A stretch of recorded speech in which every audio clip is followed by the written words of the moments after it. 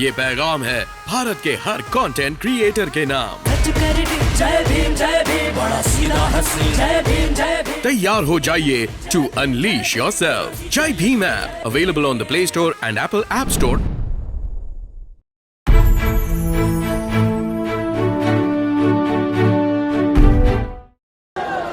अब मैं ज्यादा समय न लेते हुए अनुरोध करूंगा, आज की चुनावी जनसभा की मुख्य अतिथि बहुजन समाज पार्टी की राष्ट्रीय अध्यक्ष, उत्तर प्रदेश की पूर्व मुख्यमंत्री, पूर्व सांसद, करोड़ों कमजोर मजलूम बेसहारा दिलों की आवाज आदरणीय बहन कुमारी मायावती जी से कि वो आए और जनसभा को संबोधित करें। आदरणीय बहन जी।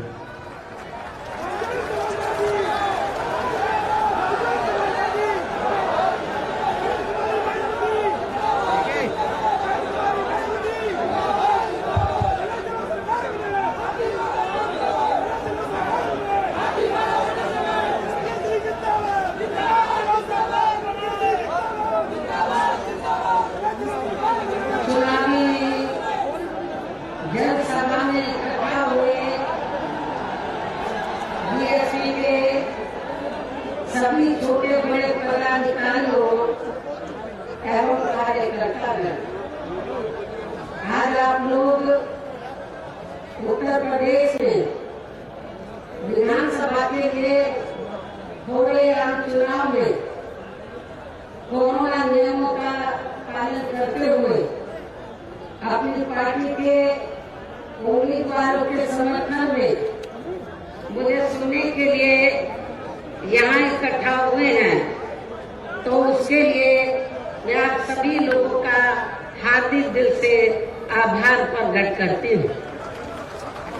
और अब मैं सबसे पहले अपनी पार्टी के संबंध में ये कहना जरूरी समझती हूँ कि हमारी पार्टी ये चुनाव उत्तर प्रदेश की लगभग सभी विधानसभा की सीटों पर अकेले अपने बलबूते पर ही पूरी तैयारी व दमदारी के साथ यहाँ सन 2007 की तरह फिर से अपनी पार्टी की पूर्ण बहुमत की सरकार बनाने के लिए लड़ रही है, ताकि आपको वर्तमान में भाजपा के चल रहे जातिवादी, संकीर्ण, अहंकारी व तानाशाही वाले शासन से मुक्ति मिल सके। इसके साथ ही हमारी पार्टी ने पूर्व की तरह इस चुनाव में भी बीएसपी से जुड़ने की तादाद को ध्यान में रखकर फिर उसी अनुपात में ही यहाँ सर्व समाज के लोगों को टिकट भी दिए हैं। और अब इस चुनाव में आप लोगों को अपना वोट कांग्रेस, बीजेपी, सपा व अन्य विरोधी पार्टियों को न देकर केवल अपनी एकमात्र हितैषी पार्टी बीएसपी को ही देना क्यों जरूरी है, इसे आप लोगों को समझना होगा। हालांकि इस संदर्भ में आप लोगों को ये मालूम है कि आजादी के बाद शुरू में काफी लंबे समय तक केंद्र व उत्तर प्रदेश सहित देश के अधिकांश राज्यों में भी कांग्रेस पार्टी की ही अकेले यहाँ सरकारें रही हैं, किंतु इनकी गलत नीतियों व गलत कार्य प्रणाली की वजह से ही अब ये पार्टी केंद्र के साथ साथ बहुत पहले ही उत्तर प्रदेश की सत्ता से भी बाहर हो गई है। इसके साथ ही ये पार्टी जबरदस्त जातिवादी होने के कारण शुरू से ही हर मामले में यहाँ दलित, आदिवासी व अन्य पिछड़ा वर्ग विरोधी पार्टी भी रही है और अभी भी है, जिस कारण केंद्र में रही इस कांग्रेस पार्टी की सरकार ने इन वर्गों के मसीहा व भारतीय संविधान के मूल निर्माता परम पूज्य बाबा साहब डॉक्टर भीमराव अंबेडकर को भारत रत्न की उपाधि से भी सम्मानित नहीं किया था, जिसके लिए वो हर प्रकार से पात्र भी थे। इतना ही नहीं बल्कि इनके मूवमेंट को आगे बढ़ाने के लिए अपनी पूरी जिंदगी समर्पित करने वाले मान्यवर श्री कांशीराम जी के देहांत होने पर भी केंद्र में उस समय इसी कांग्रेस पार्टी की रही सरकार ने उनके सम्मान में एक दिन के लिए भी राष्ट्रीय शोक घोषित नहीं किया था, तथा न ही इस पार्टी की रही सरकार ने पिछड़े वर्ग की आरक्षण संबंधी मंडल कमीशन की रिपोर्ट को भी लागू किया था, जिसे फिर बीएसपी ने अपने कड़े संघर्ष व अथक प्रयासों से केंद्र में रही श्री बीपी सिंह की सरकार से ही लागू करवाया था। साथ ही इसी सरकार में ही बाबा साहब डॉक्टर भीमराव अंबेडकर को भी भारत रत्न की उपाधि से सम्मानित किया गया था, जो इनके अपार अनुयायियों की बरसों से ये दिली चाहत भी थी।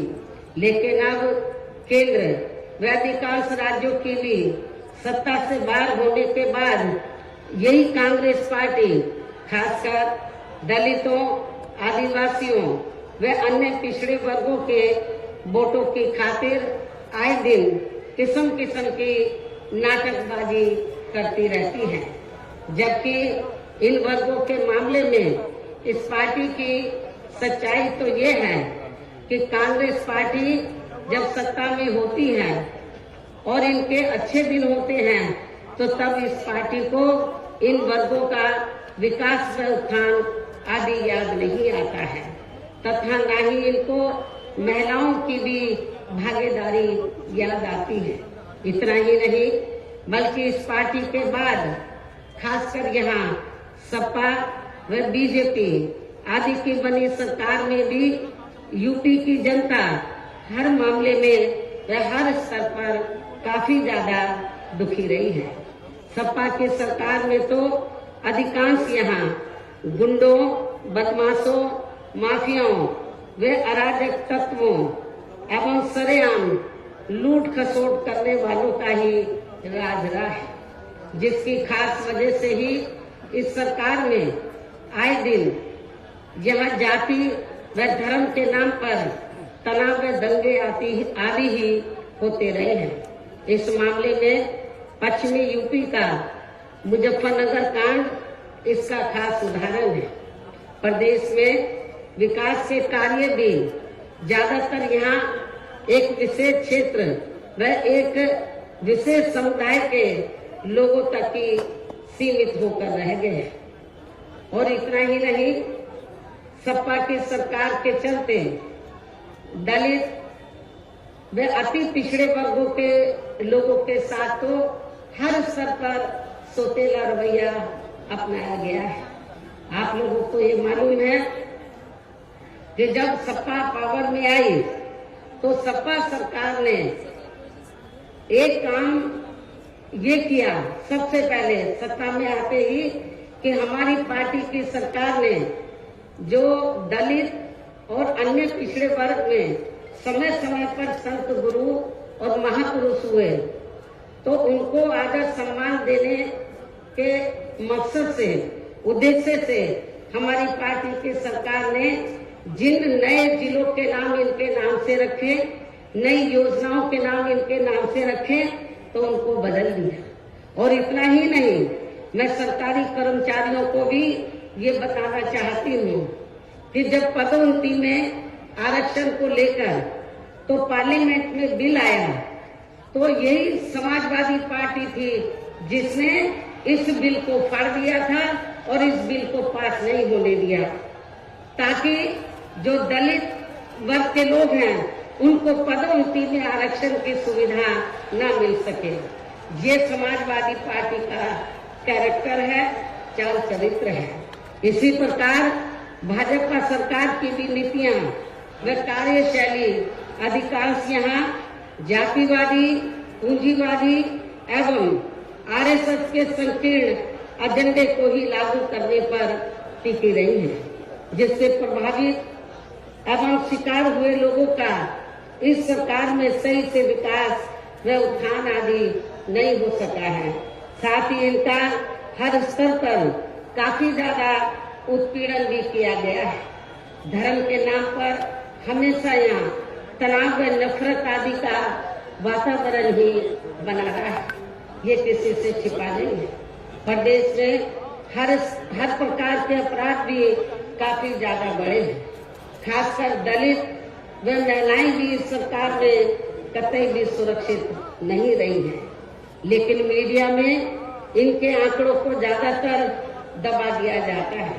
आपके आगरा में तो इतना बुरा हाल है दलितों का कि पुलिस की कस्टडी में तो दलित वर्ग के एक नवयुवक को मार दिया जाता है। ये भी किसी से छिपा नहीं है। इसके अलावा प्रदेश में गरीबों, मजदूरों, बेरोजगारों व अन्य मेहनतकश लोगों के साथ साथ दलितों, आदिवासियों, अन्य पिछड़े वर्गों, मुस्लिम एवं अन्य धार्मिक अल्पसंख्यक समाज के लोगों के हित व कल्याण के लिए वर्षों से जो भी यहाँ सरकारी योजनाएं चल रही थी तो उनका भी इन्हें इस सरकार में सही से पूरा लाभ नहीं मिल सका है। खासकर दलितों व पिछड़ों को आरक्षण का भी पूरा लाभ नहीं मिल सका है, क्योंकि इन्होंने ज्यादातर सरकारी कार्य प्राइवेट सेक्टर के जरिए ही कराए हैं, जिसमें इनके लिए आरक्षण की कोई भी व्यवस्था नहीं है। सरकारी नौकरियों में भी इनका आरक्षण का कोटा भाजपा सरकार में भी पूरा नहीं किया गया है। मुस्लिम व अन्य धार्मिक अल्पसंख्यक समाज के लोगों के साथ तो बीजेपी की सरकार में अधिकांश इन्होंने पक्षपात वाला रवैया ही अपनाया है। इतना ही नहीं बल्कि इस बार बीजेपी की सरकार में अपर कास्ट समाज में से विशेषकर प्रबुद्ध वर्ग भी हर मामले में अपने आप को काफी ज्यादा उपेक्षित रहा है। इसके अलावा इनकी गलत आर्थिक नीतियों के कारण यहाँ गरीबी, बेरोजगारी व महंगाई आदि भी काफी ज्यादा बढ़ी है। खासकर चुनाव घोषित होने से पहले तो डीजल, पेट्रोल व रसोई गैस आदि की आए दिन बढ़ी कीमतों ने भी जनता की काफी ज्यादा मुश्किलें बढ़ाई हैं और ऐसा लगता है कि चुनाव खत्म होने के बाद उन्हें इनकी कीमतें बढ़ा दी जाएंगी। इसके साथ साथ उत्तर प्रदेश सहित पूरे देश के किसान भी केंद्र सरकार की गलत नीतियों के कारण काफी ज्यादा दुखी व परेशान रहे हैं और अभी भी परेशान हैं। प्रदेश में बेरोजगार लोगों को रोजगार नहीं मिलने के कारण ही ज्यादातर इनको पलायन भी करना पड़ा है। आप लोगों को ये मालूम है, आजादी के बाद कांग्रेस पार्टी लंबे अरसे तक यहाँ सत्ता में रही, लेकिन यहाँ रोटी रोटी के साधन नहीं मिलने के कारण बड़े पैमाने पर इनका पलायन हुआ। ये लोग पलायन करके चले गए और इसके साथ ही जब बीजेपी पावर में आई तो आप लोगों को मालूम है कि ये सिलसिला जारी रहा और कोरोना काल में जो लोग बाहर के राज्यों से वापिस आ गए, जब उनको रोटी रोजी के साधन नहीं मिले तो उन्हें पुनः पलायन करना पड़ा। मुजफ्फरनगर में भी बड़े पैमाने पर सपा सरकार में लोगों को पलायन करना पड़ा। तो ये तीनों पार्टियों की जो सरकारें हैं, चाहे कांग्रेस सत्ता में रही हो, चाहे समाजवादी पार्टी, चाहे बीजेपी, इन सभी पार्टियों की सरकारों में किसी न किसी कारणवश जो दुखी पीड़ित लोग हैं, खासकर बेरोजगार लोग हैं, उनको पलायन करना पड़ा है। इस प्रकार से इन सभी विरोधी पार्टियों की रही सरकारों में शुरू से ही यहाँ यूपी की जनता काफी ज्यादा दुखी व परेशान रही है। खासकर कोरोना महामारी के दौरान तो इन सभी की हालत और भी ज्यादा खराब हो गई है। ऐसे में इन सभी विरोधी पार्टियों की रही सरकारों से निजात पाने के लिए अब इस चुनाव में यहाँ प्रदेश की जनता को अपनी एकमात्र विदेशी पार्टी बहुजन समाज पार्टी की ही सरकार बनाना बहुत जरूरी है, जिसने अपने चारों रहे शासनकाल के दौरान बिना पक्षपात व भेदभाव आदि के यहाँ कमजोर एवं उपेक्षित वर्गों के लोगों के साथ साथ सर्व समाज में से गरीबों, बेरोजगारों, गरीबों, मजदूरों, बेरोजगारों, किसानों, व्यापारियों, कर्मचारियों, वकीलों एवं अन्य मेहनतकश लोगों के साथ ही युवाओं, छात्रों, महिलाओं व बुजुर्गों आदि के भी विकास एवं उत्थान के लिए अनेक ऐतिहासिक एवं महत्वपूर्ण कार्य किए हैं। इसके अलावा बीएसपी की रही सरकार में दलित एवं अन्य पिछड़े वर्गों में जन्मे अपने महान संतों, गुरुओं व महापुरुषों आदि को भी विभिन्न रूपों में पूरा आदर सम्मान दिया गया है, जिनकी यहाँ सभी विरोधी पार्टियों की रही सरकारों में काफी ज्यादा उपेक्षा की गई है। इसके साथ साथ बीएसपी की सरकार में पूर्व की तरह ही यहाँ सभी वर्गों, धर्मों व विभिन्न क्षेत्रों में लगे लोगों के हितों में भी फिर से ऐतिहासिक कार्य किए जाएंगे। प्रदेश में विशेषकर गरीबी व बेरोजगारी आदि को दूर करने के लिए जरूरी कदम उठाए जाएंगे और ये हमारी सरकार का इस बार भी मुख्य एजेंडा होगा। साथ ही किसी भी मामले में किसानों को भी निराश नहीं होने दिया जाएगा। इसके अलावा आपके इस क्षेत्र के जो भी आपके आगरा मंडल में तो सभी जिलों में जो भी स्थानीय समस्याएं होंगी तो उन्हें भी जरूर दूर किया जाएगा। वैसे आप लोगों को मालूम है कि आगरा और फिरोजाबाद में तो जो यहाँ स्थानीय कारोबार चल रहे हैं इनकी कुछ समस्याएं हैं तो उनको भी दूर किया जाएगा। ये भी मैं आप लोगों को विश्वास दिलाना चाहती हूँ।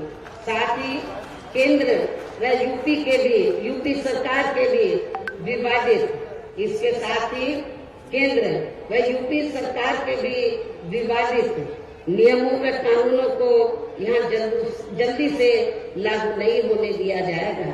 इतना ही नहीं बल्कि बीएसपी की रही सरकार में जिन महान संतों, गुरुओं एवं महापुरुषों आदि के आदर सम्मान में व उनके नाम पर जनहित की जो अनेकों योजनाएं शुरू की गई थी, साथ ही नए जिलों के नाम भी रखे गए थे, तो उन्हें अधिकांश, जैसा कि मैंने आप लोगों को बताया कि उन्हें अधिकांश सपा सरकार द्वारा बदल दिया गया है, जिससे उनके प्रति इनकी हीन व जातिवादी मानसिकता भी साफ झलकती है तथा जिन्हें फिर बीएसपी की सरकार बनने पर जरूर बहाल कर दिया जाएगा। इसके साथ साथ बीएसपी की नई सरकार में सर्व समाज के व विभिन्न क्षेत्रों में लगे लोगों के हितों में जो अनेकों महत्वपूर्ण व ऐतिहासिक फैसले लिए गए थे, जिन्हें सत्ता परिवर्तन होने पर बाद में सपा व बीजेपी की सरकार ने ज्यादातर दरकिनार कर दिया है, तो उन्हें भी फिर से शुरू किया जाएगा। इसके साथ ही बीएसपी की सरकार बनने पर यहाँ बीजेपी व सपा आदि के शासनकाल की तरह कानून व्यवस्था को किसी भी कीमत पर खराब व लचर नहीं होने दिया जाएगा और हर स्तर पर कानून द्वारा कानून का राज कायम किया जाएगा। जाति व धर्म के नाम पर यहाँ लोगों का किसी भी प्रकार से शोषण व उत्पीड़न आदि नहीं होने दिया जाएगा। खासकर कानून व्यवस्था को बेहतरीन बनाने के लिए विशेष अभियान के तहत व दलगत राजनीति से ऊपर उठकर यहाँ गुंडों, बदमाशों, माफियाओं व अन्य आपराधिक एवं अराजक तत्वों को भी जेल की सलाखों में ही भेजा जाएगा। जहां मेरी सरकार में इनकी जेल के बाहर नहीं बल्कि जेल के अंदर ही सही जगह होती है। इतना ही नहीं बल्कि जाति, धर्म व राजनीतिक द्वेष की भावना के तहत जिन लोगों को खासकर धरना प्रदर्शन आदि के नाम पर जबरदस्ती गलत धाराओं में फंसाकर उन पर अनेकों केस चलाए हुए हैं वर्तमान भाजपा सरकार में, तो उन मामलों की भी सही से जांच करा के उनके केस भी खत्म किए जाएंगे। अर्थात वर्तमान भाजपा सरकार में प्रदेश की जेलें जो अधिकांश ऐसे लोगों से भर दी गई हैं, तो उन्हें खाली करा के केवल यहाँ आपराधिक तत्वों को ही रखा जाएगा। इसके अलावा प्रदेश में खासकर शिक्षा के क्षेत्र में व अन्य और विभागों के भी कर्मचारी जो आए दिन अपनी मांगों को लेकर धरना प्रदर्शन एवं हड़ताल आदि करते रहते हैं, तो उन सभी मामलों को निपटाने के लिए एक आयोग का गठन किया जाएगा और उनकी सही मांगों को मान लिया जाएगा। इसके साथ ही यहाँ मैं ये भी कहना चाहती हूँ कि कुछ महीने पहले मैंने दिनांक 7 सितंबर को प्रबुद्ध वर्ग की सुरक्षा, सम्मान व तरक्की आदि को लेकर किए गए सम्मेलन में तथा इसके बाद दिनांक 9 अक्टूबर को मान्यवर श्री कांशीराम जी की पुण्यतिथि के मौके पर भी मैंने सर्वजन हिताय व सर्वजन सुखाय को लेकर जो भी कार्य करने के लिए कहा है, तो उन पर भी जरूर अमल किया जाएगा। लेकिन वे सभी कार्य करने के लिए इस चुनाव में यहाँ बीएसपी की सरकार बनाना बहुत जरूरी है, जिसके लिए पार्टी के लोगों को वोट पड़ने तक यह सभी विरोधी पार्टियों के साम दाम दंड भेद आदि हथकंडों से भी जरूर सावधान रहना है। और इस मामले में विरोधी पार्टियां चुनाव होने से कुछ समय पहले या चुनाव के दौरान भी खासकर अपने अपने पक्ष में हवा बनाने के लिए मीडिया व ओपिनियन पोल एवं सर्वे आदि का जो बड़े पैमाने पर गलत इस्तेमाल करती हैं, तो उससे आप लोगों को बिल्कुल भी गुमराह नहीं होना है। ये बात मैं आपको बार बार कहती रही हूँ और आज फिर दोहराना चाहती हूँ। इतना ही नहीं बल्कि इस बार कुछ जातिवादी मीडिया ने इस चुनाव में हमारी पार्टी के लोगों का मनोबल गिराने में भी ये कहकर कोई कसर नहीं छोड़ी है कि इनके नेता कहीं नजर नहीं आ रही है। ये आए दिन मीडिया में इसको न्यूज को फ्लैश करते रहे, जबकि इस मामले में हकीकत तो ये है कि देश में शुरू में फैले कोरोना का प्रकोप थोड़ा कम होते ही मैं दिल्ली से लखनऊ आ गई थी और पिछले लगभग 1 साल से मैं लखनऊ में ही रहकर अपनी पार्टी को मजबूत बनाने के कार्य में लग गई थी। इसके साथ ही इस कार्य में यहाँ ज्यादा ध्यान देने की वजह से मैंने पिछले 1 वर्ष से बाकी राज्यों का भी कार्य लखनऊ से ही देखा है और 1 वर्ष में केवल मैं 2 दिन के लिए दिल्ली गई थी। 1 वर्ष में केवल मैं 2 दिन के लिए दिल्ली गई थी जब मेरी मदर की मृत्यु हो गई थी और इस 1 वर्ष के दौरान मैंने यहाँ पार्टी को फिर से पोलिंग बूथ स्तर पर कैडर के आधार पर यहाँ सही से खड़ा किया है। आप लोगों को मालूम है कि पहले जो कमेटियां बनी थी तो ज्यादातर फर्जी थी। केवल हमारे लोग बता देते थे, नीचे के स्तर के पदाधिकारियों को खुद जाकर कमेटी नहीं बनाते थे। इस बार मैंने सख्त निर्देश दिए कि कमेटी सही होनी चाहिए और जो बड़े बड़े पदाधिकारी हैं वो भी जाकर कमेटी बनाएंगे, ये भी मैंने कहा। तो इस एक कहने का तात्पर्य यह है कि इस 1 वर्ष के दौरान मैंने यहाँ पार्टी को फिर से पोलिंग बूथ स्तर पर कैडर के आधार पर यहाँ सही से खड़ा किया है तथा सर्व समाज के काफी नए लोगों को भी तैयार किया है।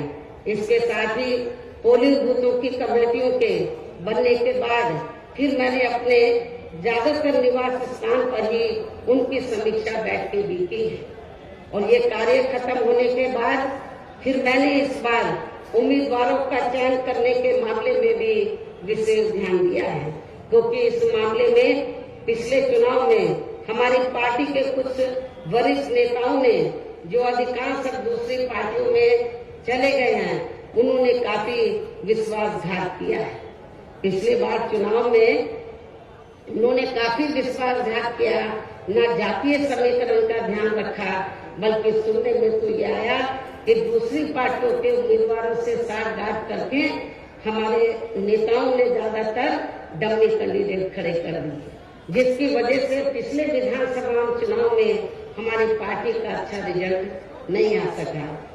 इस चीज का मैंने विशेष ध्यान दिया इस बात की तरफ, और मैंने ये फैसला लिया कि इस बार मैं ये कार्य अपनी देखरेख में खुद करूंगी। 403 विधानसभा की सीटें हैं, एक एक सीट पर मैं उम्मीदवार से खुद मिली हूँ, अपने रेजिडेंस पर उनका पूरा परिचय लिया, तो तब मैंने उनका टिकट फाइनल किया है, ताकि पिछले चुनाव की तरह हमारे साथ कोई धोखा न हो जाए। और इसके बाद जैसे ही मैं इस कार्य से कल मैं फ्री हुई इस कार्य से, तो आज मैं अपनी पार्टी के उम्मीदवारों को जिताने की अपील करने के लिए यूपी की दलितों की खास राजधानी आगरा में आप लोगों के बीच में आ गई हूँ।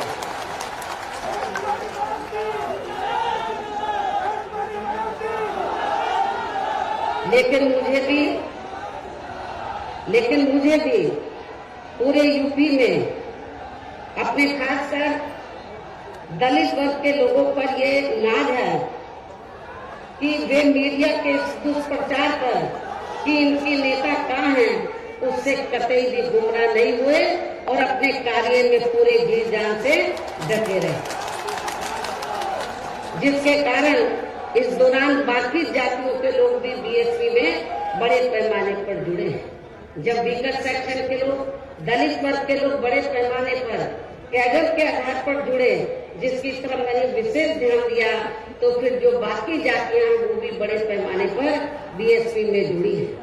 और अब इस बार चुनाव में फिर से मैं मीडिया बंधुओं को ये बताना चाहती हूँ, जो ये गलत खबर दिखाते रहे कि बहन जी की तरह है, बहन जी इसी काम में लगी थी, इनको मैं बताना चाहती हूँ चुनाव की तैयारी में लगी हुई थी। और अब मैं मीडिया बंधुओं को ये बताना चाहती हूँ कि अब इस बार चुनाव में फिर से सन 2007 की तरह बीएसपी का चौंकाने वाला रिजल्ट आएगा। ये भी मैं मीडिया बंधुओं को बताना चाहती हूँ। आप लोगों को याद होगा कि जब सन 2007 में विधानसभा का आम चुनाव हुआ था, तो उस दौरान मीडिया इस बात के चुनाव की तरह बीएसपी को कहीं आंकता नहीं था, और बीएसपी के बारे में क्या बोलता था, इनका ओपिनियन पोल, सर्वे आदि क्या बोलता था कि बीएसपी तीसरे नंबर पर रहेगी। जब रिजल्ट आया तो बीएसपी नंबर 1 पर आई और एब्सोल्यूट मेजॉरिटी की सरकार बनी। और मुझे तो लग रहा है ऐसा इस बार भी होने वाला है। मीडिया का ओपिनियन पोल, सर्वे आदि धरा का धरा रह जाएगा। इसके साथ ही मैं आप लोगों को ये भी कहना चाहती हूँ कि आप लोगों को पूर्व की तरह इस चुनाव में भी विरोधी पार्टियों ने विभिन्न रूपों में जो अपने हवाई व प्रलोभन भरे चुनावी घोषणा पत्र आदि जारी किए हैं, जिन्हें सत्ता में आने के बाद ये पार्टियां अधिकांश अमल में नहीं लाती हैं, तो उनके बहकावे में भी आपको कतई नहीं आना। जबकि इस मामले में बीएसपी किसी भी चुनाव में विरोधी पार्टियों की तरह अपना कोई भी चुनावी घोषणा पत्र आदि जारी नहीं करती है, क्योंकि बीएसपी कहने में बहुत कम बल्कि कार्य करके दिखाने में ही ज्यादा विश्वास रखती है। और ऐसा हमने यहाँ यूपी में अपने चारों रही सरकारों के दौरान करके भी दिखाया है। इतना ही नहीं, बल्कि हमारी पार्टी के चारों रही सरकारों ने प्रदेश में बिगड़ी हुई कानून व्यवस्था को सुधारने के साथ साथ प्रदेश के विकास एवं आम जनहित के लिए जो असंख्य अति महत्वपूर्ण कार्य किए हैं, वो अभी तक यहाँ किसी भी विरोधी पार्टी की सरकार ने नहीं किए हैं। आपको मालूम है कि बीजेपी के लोग कहते रहते हैं हमने गरीबों को इतने मकान दिए हैं, कहीं नजर आ रहे हैं? जब मेरी सरकार थी आपके आगरे में ही बड़े पैमाने पर हमने गरीबों को फ्री मकान बनाकर दिए, वो आपको नजर आते हैं? कहाँ हैं इनके मकान? तो वो आपको बहुत कम ही नजर आएंगे। बल्कि और इतना ही नहीं, तो मैं जैसा कि आपको बताया कि हमारी सरकार ने प्रदेश के विकास एवं आम जनहित के लिए जो असंख्य अति महत्वपूर्ण कार्य किए हैं, वो अभी तक यहाँ किसी भी विरोधी पार्टी की सरकार ने नहीं किए हैं। बल्कि ज्यादातर उन्हीं कार्यों के नाम जो हमारी सरकार ने कार्य किए थे, बल्कि ज्यादातर उन्हीं कार्यों के नाम व स्वरूप आदि बदलकर अब विरोधी पार्टियों की सरकारें उन्हीं को ही भुनाने में लगी है। लेकिन उन कार्यों के प्रति इनकी नियत व सोच सही नहीं होने के कारण उसमें भी ये पार्टियां ज्यादा सफल नहीं हो पा रही हैं।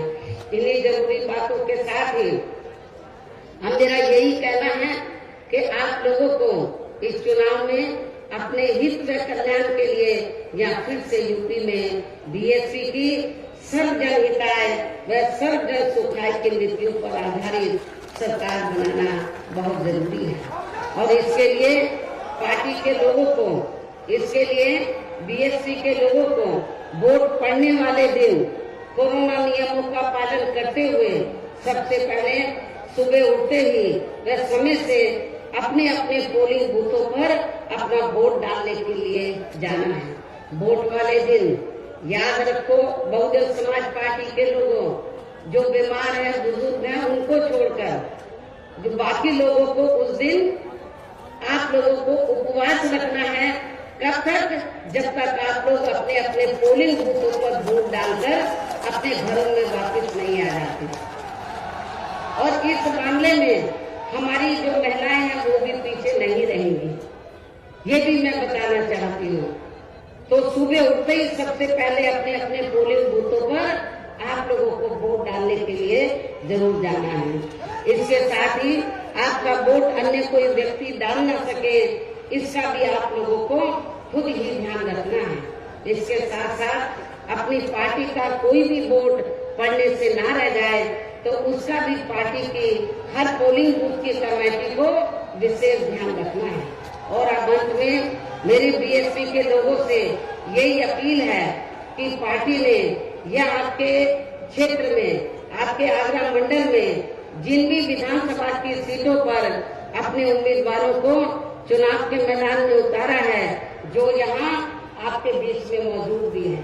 हमारे आगरा मंडल के जो प्रत्याशी हैं, तो जहाँ जहाँ से भी वो चुनाव लड़े हैं, तो जिनको हमने चुनाव के मैदान में उतारा है, ये आपके सामने जो स्टेज बना है, आपके बीच में यहाँ खड़े हुए हैं और आप लोगों से वोट की अपील कर रहे हैं। और बीएसपी के जो ये उम्मीदवार हैं, तो इनको जिताने के लिए आप लोगों से अपील कर रहे हैं जो यहाँ आपके बीच में मौजूद हैं। तो उन्हें आप लोगों को वोट वाले दिन अपनी पार्टी के हाथी चुनाव चिन्ह के सामने वाले बटन को दबा के जरूर जिताना है। बीएसपी का चुनाव चिन्ह क्या? हाथी। और आपकी आबादी हाथी की तरह विशाल है। आप लोगों को अपनी विशाल आबादी को ध्यान में रखकर, आपका वोट बहुत ज्यादा है, आप लोगों को हाथी चुनाव चिन्ह के सामने वाले बटन को दबाकर इनको जरूर कामयाब बनाना है। अपनी पार्टी के लोगों को, जो जिम्मेवार लोग हैं, उनको ये बताना है, इस क्षेत्र, इस मंडल के लोगों को, कि बीएसपी ने अपनी सरकार के दौरान जो कार्य किए हैं, मेरे ख्याल आजादी के बाद किसी भी पार्टी की सरकार ने उतने कार्य नहीं किए हैं। चाहे डेवलपमेंट का मामला है, चाहे लॉ एंड ऑर्डर का मामला है। और इतना ही नहीं, जिन हमारे संतों, गुरुओं और महापुरुषों को वर्षों से आदर सम्मान नहीं मिला था, उन्हें भी हमारी पार्टी की सरकार ने पूरा आदर सम्मान दिया है। और जब आप लोग लखनऊ जाते हैं, पहले का लखनऊ आप लोगों ने देखा होगा और मेरे सत्ता में आने के बाद का लखनऊ देखा होगा। लोग बाहर के राज्यों से आते हैं, विदेशों से आते हैं, कहते हैं कि ये तो लखनऊ की तस्वीर बदल गई, लखनऊ की तस्वीर बदल गई। और इतना ही नहीं, आपके आगरा मंडल में भी मैंने काफी काम किया। लोग कहते हैं कि मथुरा धार्मिक स्थल है, मथुरा जिला में मंदिर है, मस्जिद है, गुरुद्वारे हैं, बौद्ध विहार है, सब हैं, लेकिन उसको, उस धार्मिक स्थल को, उस जिले में विभिन्न धर्मों को मानने वाले लोग रहते हैं, विभिन्न धर्मों के, लेकिन उस जिले का जो थोड़ा घना विकास हुआ मेरी सरकार में हुआ, उसके बाद मथुरा जिले का कोई विकास नहीं हुआ है। ये भी मैं मथुरा के लोगों को बताना चाहती हूँ। केवल मीडिया में हवाई बातें करते रहते हैं और लोगों को धर्म की आड़ में उनके जो भावनाएं हैं, तो उनकी भावनाओं की आड़ में तो लोगों का वोट लेने का प्रयास करते हैं, लेकिन हकीकत में जमीनी तौर पर वहाँ पर कोई विकास का काम वर्तमान भारतीय जनता पार्टी के सरकार में नहीं हुआ है। यही सपा सरकार का हाल था। और बीजेपी को कुछ नहीं करना है, ज्यादातर वो मीडिया में घूमते रहते हैं। विकास के कार्य आप लोगों ने देखे हैं, कहीं आपको विकास नजर आया आप लोगों का? अपना पूरे 5 साल के अंदर कोई आपका विकास नहीं हुआ। आप लोगों के साथ जुल्म जाती हुई है। विकास किनका हुआ है? जो बड़े बड़े पूंजीपति हैं, जो बड़े बड़े धन्ना सेठ हैं, जो आरएसएस के लोग हैं, उनका विकास हुआ है। आप लोगों का विकास नहीं हुआ है। यदि आप लोग चाहते हैं कि आप लोगों का विकास हो, सर्व समाज का विकास हो, तो आप सभी धर्मों के लोगों का विकास हो, सभी जाति के लोगों का विकास हो, तो फिर आप लोगों को बहुजन समाज पार्टी के आगरा मंडल से जो हमने अपने प्रत्याशी चुनाव के मैदान में उतारे हैं, तो उन्हें अब आप लोगों को वोट वाले दिन अपनी पार्टी के हाथी चुनाव चिन्ह के सामने वाले बटन को दबा के जरूर जिताना है। और फिर से आपको यहाँ सन 2007 की तरह ही बीएसपी की अपनी पूर्ण बहुमत की सरकार जरूर बनाना है।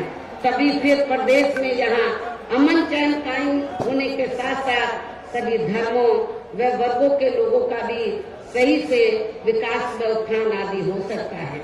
साथ ही यहाँ अन्याय, अपराध, भय व भ्रष्टाचार मुक्त एवं विकास युक्त वातावरण भी पैदा हो सकता है। और तभी फिर यहाँ परम पूज्य बाबा साहब डॉक्टर भीमराव अम्बेडकर एवं मान्यवर श्री कांशीराम जी आदि का भी सपना सही साकार हो सकता है। और इस उम्मीद के साथ ही अब मैं यही कहना चाहूंगी, क्या कहना चाहूंगी कि अब आपको हर पोलिंग बूथ को जिताना है, बीएसपी को सत्ता में लाना है। आप लोगों को हर पोलिंग बूथ को जिताना है, बीएसपी को सत्ता में लाना है। इस विश्वास के साथ ही अब मैं पुनः अपनी पार्टी के उम्मीदवारों को जिताने की पुरजोर अपील करते हुए अपनी बात यही समाप्त करती हूँ। जय भीम, जय भारत।